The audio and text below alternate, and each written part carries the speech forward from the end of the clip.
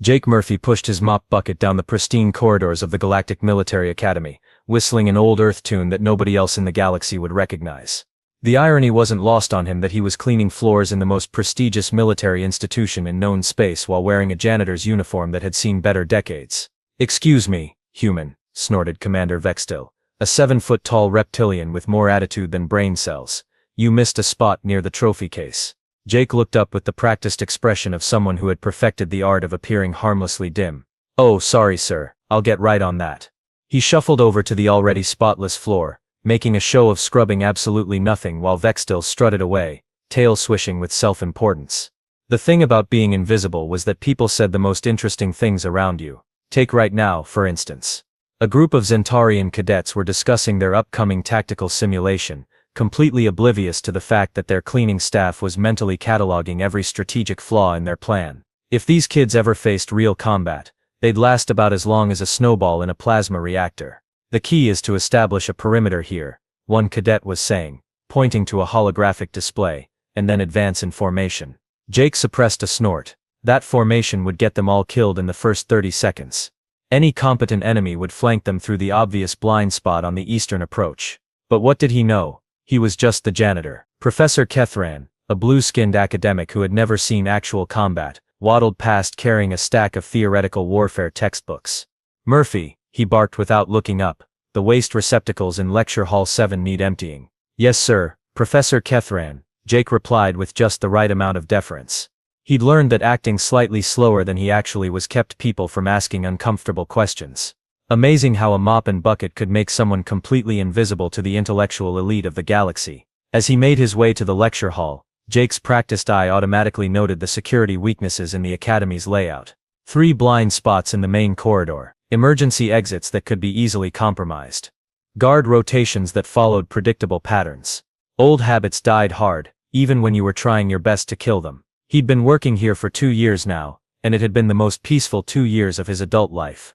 No mission briefings at dark 30, no calling in airstrikes on his own position, no watching good people die because some politician thought a piece of rock in space was worth bleeding for. Just him, his mop, and the blissful ignorance of everyone around him who assumed that humans were only good for menial labor. If they only knew that their simple janitor had more confirmed kills than their entire faculty combined, well, that might make the staff meetings a bit more interesting. But they didn't know, and Jake intended to keep it that way. Jake was in the middle of explaining to a particularly stubborn stain why it needed to relocate when disaster struck in the form of Cadet Zara Velenith. The young Altarian was rushing to class, arms full of datapads and what looked like a half-eaten protein bar, when she collided with Jake's mop bucket like it had personally insulted her ancestors. Water went everywhere. Zara went down in a tangle of limbs and academic materials, and Jake, in a moment of instinct that he immediately regretted, moved to catch her before she could crack her skull on the marble floor. The problem with heroic reflexes is that they tend to blow your cover. "Whoa there, cadet," Jake said, steadying her with hands that moved just a little too quickly, positioned just a little too precisely. "You okay?" Zara blinked up at him, startled by the concern in his voice. Most staff barely acknowledged cadets existed unless they were screwing up. But as she regained her footing, her sharp eyes caught something that made her freeze. Jake's collar had shifted during the rescue attempt, revealing just a glimpse of black ink on his neck. It was only visible for a second before he automatically adjusted his uniform, but Zara had excellent eyesight and an even better memory for military history. "That tattoo," she said quietly, her voice barely above a whisper. "What tattoo?" Jake replied, busying himself with soaking up the spilled water. "Don't see any tattoos here, just a janitor who needs to invest in a better mop bucket." But Zara wasn't buying it. She'd spent countless hours studying military insignia for her advanced warfare history class. That symbol, that specific design of a skull with crossed rifles beneath a nebula pattern, that was the mark of the Ghost Battalion. The most classified, most legendary special forces unit in human military history. The same unit that had supposedly been disbanded 15 years ago, after Operation Darkstar. The mission so classified that even the classification was classified. "You're him," she breathed, staring at Jake like he'd just sprouted wings. "You're one of them. The ghosts." Jake's hands stilled for just a moment, the only sign that her words had hit their mark. Then he resumed cleaning with the methodical patience of someone who had perfected the art of deflection. "Kid, I think you've been hitting the study stims a little too hard," he said with a chuckle that sounded almost genuine. I'm just a janitor. Been mopping floors since before you were out of diapers. Ghost Battalion was real, Zara pressed, lowering her voice. They say you guys could infiltrate anywhere, eliminate any target, disappear without a trace. They say you ended the Kepler Rebellion with just 12 soldiers. They say a lot of things, Jake replied, wringing out his mop with deliberate care. They also say that Zentarian food won't kill you, but I've seen the evidence to the contrary in too many trash bins. Zara watched him work, her mind racing. The way he moved, economical and precise. The way his eyes constantly scanned the corridor, cataloging threats that weren't there. The way he'd caught her, positioning his body to shield her from impact without even thinking about it. Why are you here? She asked finally. Jake looked up at her then, and for just a moment she saw something flicker behind his carefully constructed mask of mediocrity. Something tired and old and maybe a little sad. Same reason as everyone else, cadet, he said, trying to make an honest living. But as he pushed his cart away, whistling that same unrecognizable tune, Zara noticed something else. His posture had changed, just slightly. The shuffle was gone, replaced by the predatory grace of someone who had learned to move silently through hostile territory. Someone was watching the watcher, and for the first time in 2 years, Jake Murphy felt the familiar weight of a secret that might not stay buried much longer. 3 days later, Jake was contemplating the philosophical implications of a particularly stubborn scuff mark when the first explosion rocked the Academy's north wing. The lights flickered. Emergency klaxons started wailing like dying space whales, and somewhere in the distance someone was screaming in what sounded like 17 different languages simultaneously. Well, Jake muttered to his mop, that's new. The Academy's state-of-the-art defense systems had apparently chosen this exact moment to demonstrate why you shouldn't buy military equipment from the lowest bidder. Instead of the coordinated response that 2 centuries of military tradition should have produced, what Jake witnessed was a masterclass in how not to handle a crisis. Commander Vextel came charging down the corridor, his scales practically glowing with panic. All students to the secure bunkers, he bellowed, running in the opposite direction of said bunkers. Behind him, a stream of faculty members fled like their tails were on fire, which, given the smoke now billowing through the air vents, might actually have been the case. Through the massive transparisteel windows, Jake could see the attackers clearly. Marauder-class assault ships, at least a dozen of them, configured for boarding operations. Professional job, well coordinated, probably hegemony military contractors based on their formation patterns. The kind of people who got paid very well to make problems disappear permanently. This is not a drill, Professor Catherine's voice crackled over the intercom, the blue-skinned academic's usual pompous tone replaced by barely controlled hysteria. All personnel evacuate to designated safety zones immediately. I repeat, this is not a drill. Jake leaned on his mop handle and watched as the Academy's security forces scrambled to respond. It was like watching children play dress-up with military uniforms. They had the equipment, they had the training manuals, but they clearly had never faced anyone who actually knew what they were doing. The first wave of boarders had already breached the outer perimeter. Jake could track their progress by the sound of weapons fire and the screaming. Standard breach and clear tactics, moving with the kind of precision that suggested expensive mercenaries rather than common pirates. A group of terrified cadets ran past him, including young Zara, who shot him a look that clearly said, "Aren't you going to do something?" Jake gave her his best and just a simple janitor's shrug, and continued mopping the same spot he'd been working on for the past 5 minutes. The second explosion was much closer, somewhere in the east wing. The Academy's defensive turrets were firing now, but their targeting systems were clearly having issues. Instead of coordinated fields of fire, they were spraying plasma bolts in random directions like a drunk Centaurian at a shooting gallery. Security teams to the main plaza, came another announcement, this one from someone Jake didn't recognize. Hostiles have breached levels 3 through 7, all cadets maintain shelter protocols. Through his earpiece, which definitely wasn't standard janitorial equipment, Jake could hear the chatter from the Academy's security forces. It painted a picture that was both predictable and depressing. Half their teams were pinned down, the other half were lost, and their commanding officers were apparently having a collective nervous breakdown. The professional in Jake cataloged the tactical situation automatically. The attackers had isolated the Academy's defensive systems, neutralized their communications, and were systematically clearing each sector. Classic military operation, probably designed to capture rather than kill, which meant they wanted something specific. The question was what? Jake continued his methodical mopping as another group of panicked faculty members rushed past, including Dean Morthak, whose usual air of academic superiority had been replaced by the kind of terror that comes from realizing that theoretical knowledge doesn't stop actual bullets. The archives, the dean was gasping to his aide, they're heading for the strategic archives. If they get access to our tactical databases.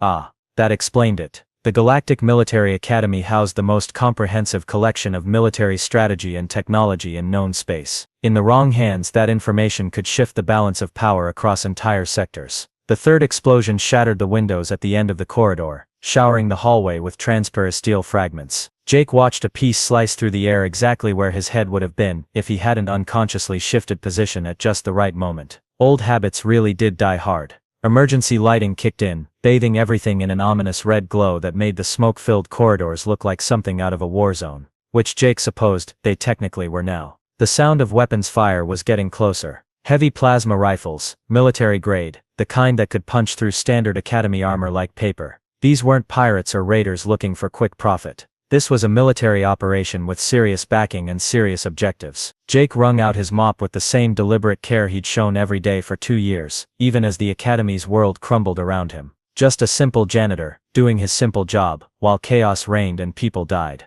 The irony was almost poetic. Jake might have continued his performance indefinitely, content to let the academy's problems remain exactly that, if not for the sound that cut through the chaos like a blade through silk. A child's scream, high and terrified, coming from the direction of the junior cadet dormitories. The first-year cadets, barely 16 years old, hadn't made it to the bunkers.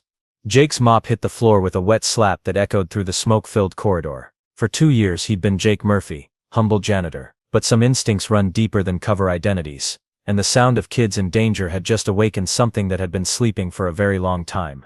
Well, crap, he muttered, reaching into his janitor's cart with practiced efficiency. What came out wasn't standard cleaning equipment. The window cleaner spray bottle contained military-grade acid that could eat through hull plating in under 30 seconds. The floor polish was actually plastic explosive, stable until activated by a specific electromagnetic frequency that Jake could trigger from his tablet. The disinfectant was a concentrated nerve agent that could incapacitate an entire squad through skin contact alone. And that innocent-looking scrub brush. It housed enough surveillance and communication tech to coordinate a battalion-sized operation across 3-star systems. Jake's entire demeanor shifted like a switch being flipped. The shuffling gait disappeared, replaced by the fluid movement of someone who had learned to navigate urban warfare zones where every shadow could hide death. His shoulders straightened, his posture shifting from the defeated slouch of a working-class human to the predatory grace of an apex predator. His eyes, previously dull and unfocused behind cheap glasses, now scanned the environment with the kind of tactical awareness that had kept him alive through 17 major combat operations. The earpiece that had been passively monitoring Academy security chatter suddenly crackled to life with Jake's own voice, calm and professional despite the chaos around him. Attention all remaining security personnel. This is Ghost Actual assuming operational command. All units acknowledge and report status. The response was immediate confusion mixed with desperation. Who is this? Ghost Actual. That's not a recognized call sign in our system. Security Chief Nalteth, Jake interrupted, his voice carrying the kind of authority that came from years of making life and death decisions under pressure. You currently have hostile forces moving through sections C through F using standard breach and clear tactics. Your defensive teams are scattered across 7 different locations with no unified command structure. Your communications are compromised, your automated defenses are offline, and you're approximately 8 minutes away from losing the strategic archives to what appears to be a professionally coordinated military extraction operation. Do you want to continue arguing about call signs, or do you want to save your academy? A pause filled with the distant sound of weapons fire. Then grudgingly, what do you need? Jake was already moving, his janitor's cart transformed into a mobile command center as he pulled out equipment that definitely wasn't available at any civilian supply store. A military-grade tactical tablet materialized from beneath what had appeared to be spare cleaning rags. A compact but sophisticated communication array emerged from the cart's hidden compartments, and from the very bottom, wrapped in what looked like dirty towels, came a weapon that hadn't been seen outside of classified Ghost Battalion operations. I need real-time surveillance feeds from all remaining security cameras, Jake said, his fingers flying across the tactical display as he pulled up building schematics that were far more detailed than anything in the Academy's public database. I need your remaining teams to establish a defensive perimeter around the main archive entrance, but I need them to avoid direct engagement with the hostiles. These aren't pirates or common raiders. They're military contractors, probably hegemony trained, and your people are going to get slaughtered if they try to go toe-to-toe with professionals. Slow them down. These mercenaries have already killed 6 of my people. Chief, I've been monitoring your security responses for the past 23 minutes. Your people are brave, but they're academy trained for ceremonial duties and theoretical scenarios. The hostiles are using live-fire combat tactics that your teams have never encountered outside of textbooks. Trust me when I say you don't want them engaging directly. Just buy me time and keep them from reaching the secondary archive servers. Jake reached the dormitory wing as the first mercenary team rounded the corner at the far end of the hallway. 3 soldiers, moving in textbook formation with the kind of professional coordination that spoke of years working together. They wore unmarked combat armor, carried military-grade plasma rifles, and moved with the confidence of people who had done this exact job dozens of times before. They were advancing on a group of terrified first-year cadets who had taken shelter behind an overturned study desk.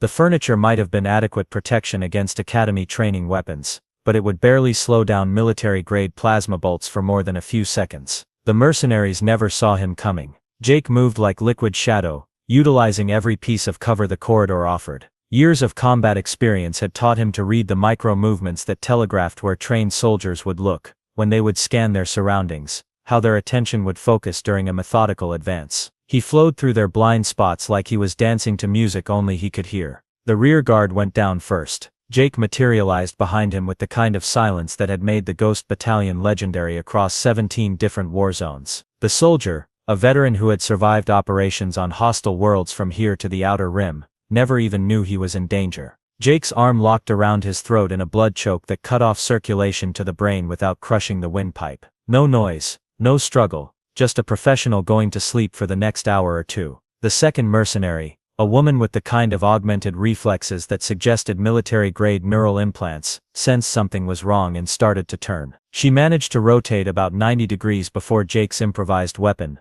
a sharpened floor buffer attachment that had been chemically treated to punch through standard combat armor, found the gap between her helmet and chest plate. The neural feedback from her severed spinal cord dropped her instantly. The third mercenary, a seasoned professional who wore the kind of scars that come from surviving encounters with people exactly like Jake, spun around with impressive speed and training. His weapon came up in a smooth arc, finger already tightening on the trigger. His tactical computer had identified the threat, calculated firing solutions, and was already compensating for target movement. He almost got the shot off. Almost. Jake's hand closed around the barrel of the plasma rifle, redirecting it just enough that the bolt scorched the wall instead of his chest. His other hand, moving with the kind of precision that came from muscle memory drilled into him through years of close-quarters combat training, found the pressure point at the base of the mercenary's skull. The soldier dropped like a puppet with cut strings. "Stay down, and stay quiet," Jake told the cadets as he zip-tied the unconscious soldiers with industrial-strength cleaning ties that could probably hold a Zentorian battle rhino. "This isn't over yet."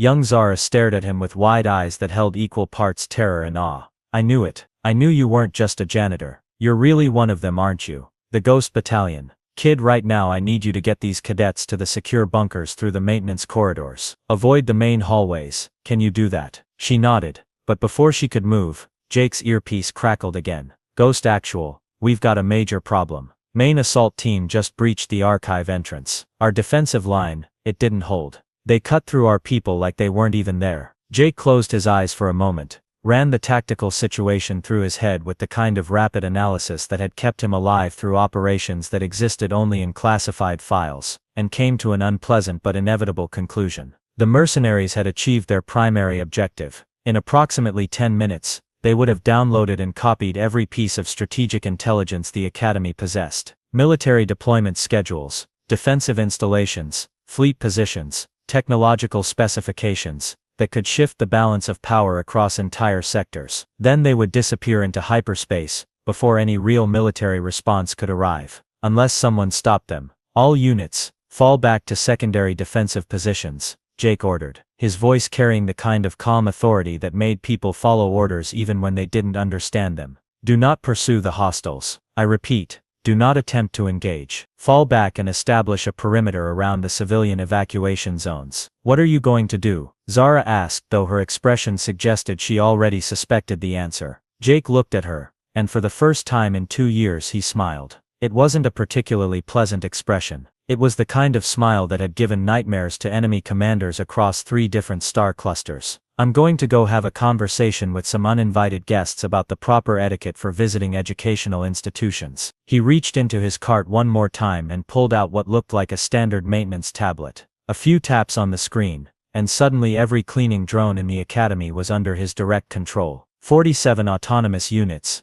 each equipped with various cleaning chemicals, mechanical maintenance equipment, and access to every ventilation shaft, service corridor, and hidden passage in the building. Each one now reprogrammed for decidedly less domestic purposes. The thing about being a janitor, Jake said conversationally as he watched the tactical display update on his tablet, showing the real-time positions of every cleaning drone as they began moving through the academy's infrastructure, like antibodies responding to an infection, is that you learn every inch of a building, every vent, every service corridor, every blind spot that the architects never considered because they were thinking about efficiency instead of security. The maintenance drones began their systematic deployment throughout the academy. They carried Jake's improvised explosives, his surveillance equipment, his carefully hoarded collection of military-grade surprises that he'd been accumulating for 2 years while everyone assumed he was just ordering cleaning supplies. You also learn, Jake continued, checking his weapons with the practiced efficiency of someone who had done this exact routine before more combat operations than most people could count,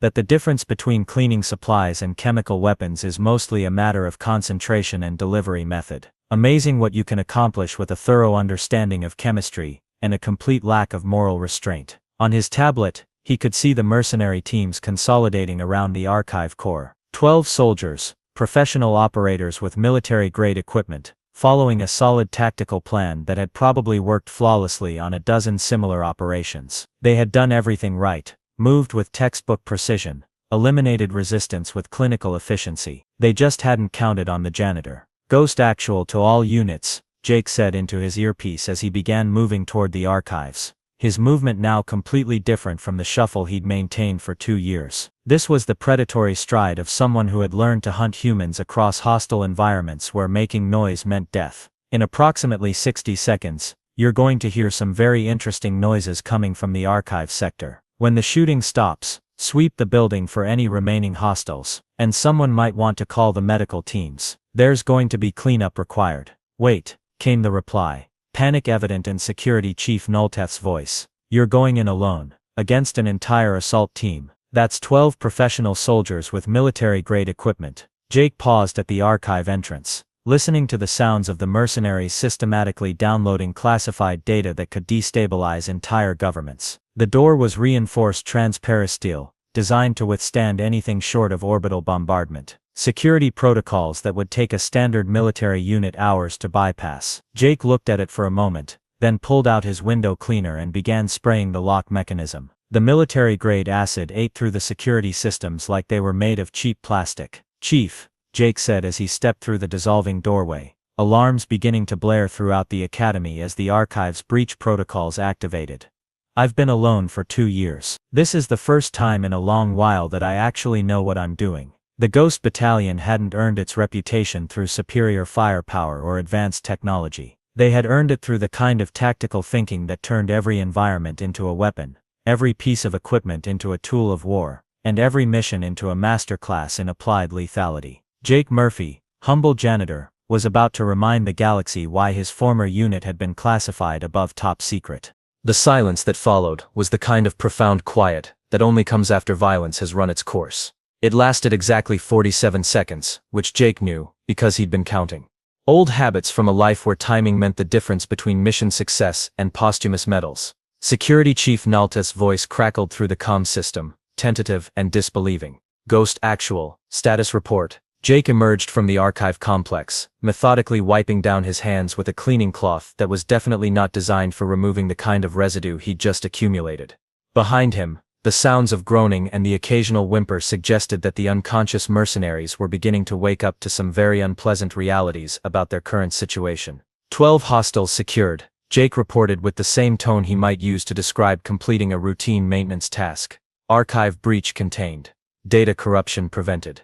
Recommend immediate medical attention for the intruders, though I should mention that the paralytic agent I used has some interesting side effects that might make interrogation particularly productive.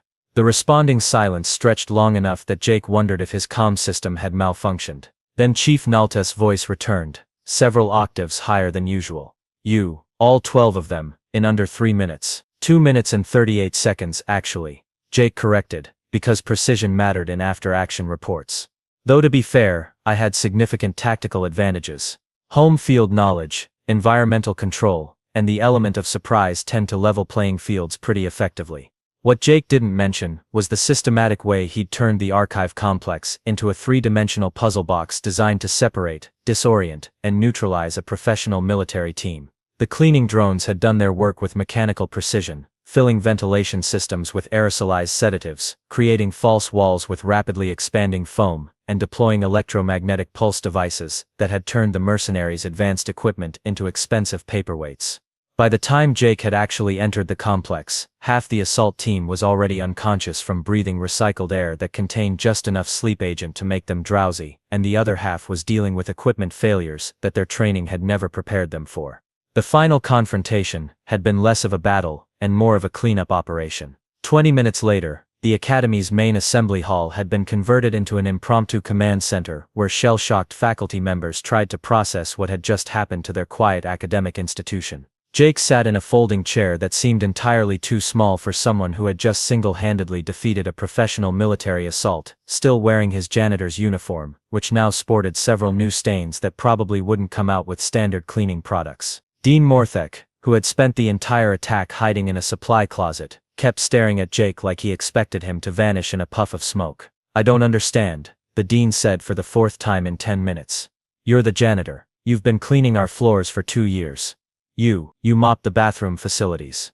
"Still do," Jake replied mildly. "Amazing how consistent bathroom maintenance keeps a building running smoothly. You'd be surprised how much you can learn about an organization by paying attention to their waste management needs." Commander Vextel, whose earlier arrogance had been replaced by the kind of stunned respect usually reserved for natural disasters, leaned forward in his chair. "Ghost Battalion was disbanded 15 years ago after Operation Darkstar. Official records list all members as killed in action or missing, presumed dead." Jake's smile held all the warmth of a neutron star. "Official records say a lot of things, Commander. They also said the Kepler Rebellion would take 5 years and 50,000 troops to resolve. The Ghost Battalion ended it in 6 weeks, with 12 soldiers and a really thorough understanding of applied psychological warfare. But why?" This came from Zara, who had been quietly observing from the corner where she'd stationed herself after delivering the rescued cadets to safety. "Why hide here? Why pretend to be a janitor when you could have any position you wanted in the military?"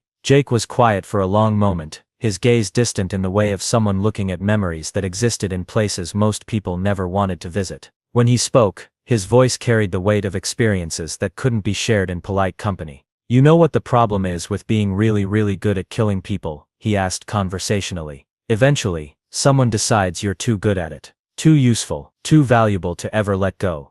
He stood up and walked to the window, looking out at the academy grounds where emergency crews were still cleaning up the aftermath of the attack. "The Ghost Battalion was officially disbanded because we had become too effective. We could end conflicts before they started, eliminate threats before they became problems, solve political situations with surgical precision that made diplomats unnecessary." Jake turned back to face the assembled faculty, and for a moment, they saw something in his eyes that made several of them unconsciously lean back in their chairs. "The problem is, when you're that useful, retirement stops being an option. It becomes a threat to people who have gotten comfortable with having the ultimate problem-solving tool at their disposal." Dean Morthek swallowed audibly. "So you died. Officially?" "Absolutely." Jake Murphy, former Ghost Battalion operative, died in a classified operation that never happened in a place that doesn't exist. Jake Murphy, humble janitor who just wants to live quietly and keep things clean, was born the same day. Jake's expression softened slightly. 2 years of mopping floors, fixing broken things, and listening to people complain about problems that don't involve body counts or strategic implications. "It's been the most peaceful 2 years of my adult life." Security Chief Nalteth, who had been reviewing the tactical recordings of Jake's assault on the archive, looked up from his tablet with obvious confusion. "The techniques you used, some of these tactics aren't in any training manual I've ever seen. The way you turned cleaning supplies into military-grade weapons, the drone coordination, the systematic neutralization of superior numbers, that's because we wrote most of those manuals," Jake replied. "The Ghost Battalion didn't just execute operations. We developed the operational methodologies that half the galaxy's military academies now teach as standard procedure. Asymmetric warfare, environmental exploitation, psychological operations, adaptive tactics. We pioneered most of the concepts that your cadets study in their theoretical classes." Commander Vextel was studying Jake with the expression of someone trying to reconcile two completely incompatible pieces of information. All this time, we've been treating you like a janitor, Jake finished. Which I am. I clean things, I fix things that are broken, and I keep environments functioning smoothly. The only difference is that for 2 years the environment has been an academy instead of a battlefield, and the things that needed fixing were clogged toilets instead of geopolitical crises. Professor Kethran, who had spent considerable effort over the past 2 years treating Jake like he was barely sentient, was now studying him with the kind of academic fascination usually reserved for newly discovered species.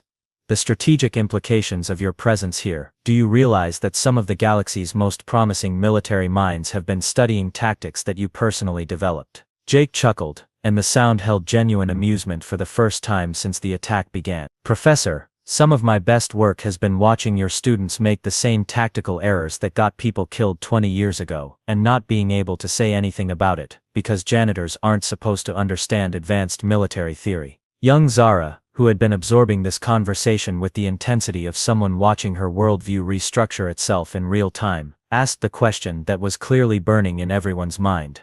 What happens now? Do you go back to whatever organization you worked for? Jake looked at her for a long moment, then walked back to where he'd left his mop and bucket. They seemed almost absurd now, ordinary cleaning tools that had somehow shared space with weapons that could destabilize governments. He picked up the mop handle, tested its weight, and nodded with satisfaction. The attack on the academy wasn't random, he said, his voice taking on the analytical tone of someone briefing senior military officials. Those mercenaries knew exactly what they were looking for. They had detailed intelligence about your security systems, and they moved with the kind of precision that suggests inside information. Someone wanted the strategic archives badly enough to risk a direct assault on a military academy. Dean Morthek paled. You think there's going to be another attack? I think there are going to be questions about how 12 professional soldiers got neutralized by Academy security, Jake replied. And I think those questions are going to lead to very uncomfortable conversations about information security and institutional vulnerabilities. What I don't think is going to happen is anyone connecting those results to a janitor who was conveniently in the right place at the right time. He looked around the room at the assembled faculty, his gaze settling on each of them in turn. The Ghost Battalion taught me that the most effective operations are the ones that never officially happened. Today, your security forces repelled a coordinated assault through superior tactics and institutional preparation. That's the story that goes in the reports. Security Chief Nalteth nodded slowly. And the janitor? Jake smiled, hefting his mop like he was checking the balance on a familiar weapon. The janitor was probably in a supply closet somewhere, completely oblivious to the excitement. After all, what would a simple human custodian know about military tactics? 3 weeks later, Jake was back to his regular routine of contemplating the philosophical implications of floor maintenance when he noticed the first significant change in his work environment. Commander Vexetal, who had previously treated him like a piece of mobile furniture, was now standing at attention whenever Jake entered a room. Good morning, good morning, sir, the reptilian commander said, his scales shifting through several colors that Jake had learned indicated deep psychological confusion. Just Jake is fine, Commander, Jake replied, dunking his mop in the bucket with the same methodical precision he'd used for 2 years. And you can relax, I'm still just the guy who cleans up after people. But Vexetal remained at attention, watching Jake work with the kind of fascination usually reserved for watching dangerous predators in their natural habitat. It was, Jake reflected, probably not entirely inaccurate. The second change became apparent when he rounded the corner to find Professor Kethran attempting to empty a waste receptacle. The blue-skinned academic was struggling with the simple mechanics of trash bag replacement, his theoretical approach to the problem creating more complications than solutions. Professor, Jake said mildly. That's my job. Kethran jumped like he'd been shot, nearly dropping the half-filled bag. Oh, Jake. I thought perhaps, that is to say, I wanted to help with the maintenance duties. Show proper respect for the essential work you do here. Jake watched the professor fumble with the bag for another moment before gently taking it from him. I appreciate the gesture, Professor, but there's actually a specific technique to this. You've got to. He demonstrated the proper bag tying method, his hands moving with the same precise efficiency he brought to everything else. See? Proper tension distribution prevents tearing and ensures optimal waste containment. Fascinating, Kethran breathed, watching Jake's demonstration with the intensity of someone studying advanced military tactics. Which Jake supposed wasn't entirely inappropriate given recent revelations. The third change was more subtle but perhaps most significant. The hallways had become quieter when he worked. Not empty, the academy was still a functioning educational institution, but the background chatter of students and faculty had taken on a different quality. Conversations would pause when he approached, not from fear exactly, but from a kind of respectful awareness that hadn't existed before. Young Zara had become his most persistent shadow. She would appear at regular intervals throughout his workday, ostensibly heading to class or study sessions, but always managing to time her routes to coincide with his cleaning schedule. "So," she said on a Tuesday morning while Jake was performing routine maintenance on a particularly stubborn floor buffer, "I've been reading about asymmetric warfare tactics in my military history class." "That's nice," Jake replied, not looking up from his work. "Education is important. The textbook mentions something called the Murphy Doctrine for small unit operations in hostile environments. Says it revolutionized Special Forces methodology across 17 different military organizations." Jake's hands stilled for just a moment before resuming their work. Murphy's a common human name. Could be anyone. It specifically references the Kepler Rebellion. Zara continued with the persistence of someone who had inherited her species' legendary stubbornness. Says the conflict was resolved through the application of unconventional tactics that turned the enemy's infrastructure against them. Environmental exploitation, they called it. "Interesting historical footnote," Jake said, testing the buffer's rotation mechanism. "But ancient history isn't really my area of expertise. I'm more focused on contemporary floor maintenance challenges." Zara was quiet for a moment, watching him work. "The textbook also says that most of the Murphy Doctrine's specific applications remain classified. Military secret stuff that's apparently too dangerous to teach to regular students." Jake looked up at her then, and his expression was unreadable. "Some knowledge is dangerous, kid. Some experiences change you in ways that can't be unchanged. The galaxy's a safer place when certain capabilities stay theoretical. But what if they're needed again?" she asked. "What if someone like today's attackers comes back, but next time there's no one here who knows how to stop them?" Jake was quiet for a long moment, his gaze distant. "That's the thing about peace, Zara. It's not a permanent state. It's something you have to choose, every day, over and over again. And sometimes, the people best equipped to protect peace are the ones who understand the true cost of losing it." He stood up, shouldering his equipment with practiced ease. "But hopefully, that's a lesson this generation won't have to learn firsthand." The fourth change was perhaps the most amusing. Dean Morthak had developed what could only be described as a nervous tic whenever Jake entered his vicinity. The dean would straighten his academic robes, clear his throat importantly, and then proceed to treat Jake with the kind of exaggerated courtesy usually reserved for visiting dignitaries. "Jake," the dean called out on a Thursday afternoon, his voice carrying across the main plaza with theatrical projection. "How are you finding the working conditions today? Is there anything, absolutely anything, that the academy can do to improve your work environment?" Jake paused in his window cleaning to consider the question seriously. "Well, Dean, the third-floor bathrooms could use better ventilation, and the cleaning supply budget hasn't kept pace with inflation. Also, whoever's been leaving half-eaten sandwiches in the lecture hall trash bins really needs to learn about proper food disposal." "Consider it done," Morthak declared with the enthusiasm of someone announcing a major policy victory. "I'll have maintenance engineering review the ventilation systems immediately, and I'll personally ensure the cleaning budget receives proper allocation attention. As for the food disposal issue, I'll send a strongly worded memo to all faculty and students about proper waste management protocols." Jake nodded approvingly. "That would be helpful, thank you." As the dean hurried away, Jake noticed Zara watching the interaction with barely concealed amusement. "He's terrified of you," she observed. "He's terrified of what he thinks I represent," Jake corrected.